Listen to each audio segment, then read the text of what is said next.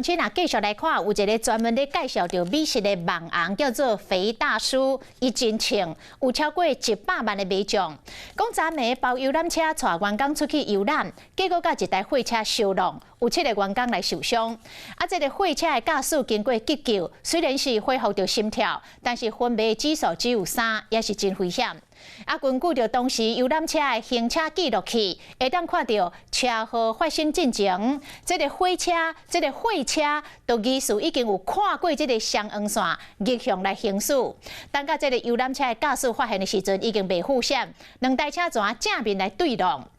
病院抽血检测，确定这个货车的司机并无啉酒，是毋是因为伤忝塞车塞到困去？这就要等货车的驾驶精神才会当了解。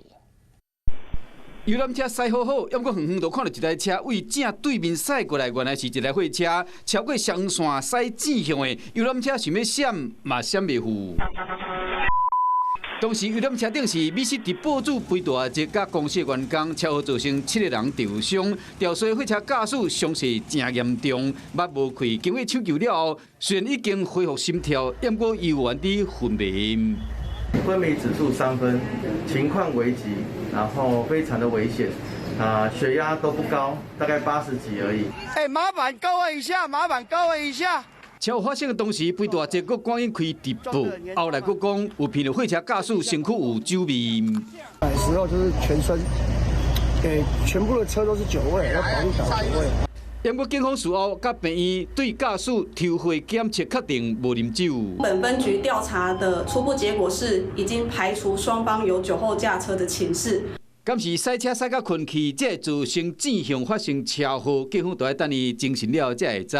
来到肥大这个公司，依然有员工准备要出会。也是要正常出货啊，那我们订单怎么办 ？OK 哦，超级软嫩，吹下去就开了。平常时对定期开直播肥大只买中超过100万，趁过年这段时间加卖年菜。3天前，一般员工的游览沿路冒开直播，不过昨要转来时发生车祸，透早打电话给肥大只，伊无想要接受访问。Hello， 我是雷亚，想要抢了先掌握最及时的新闻资讯吗？赶快订阅、按赞、开启小铃铛，锁定华视新闻 YouTube 频道。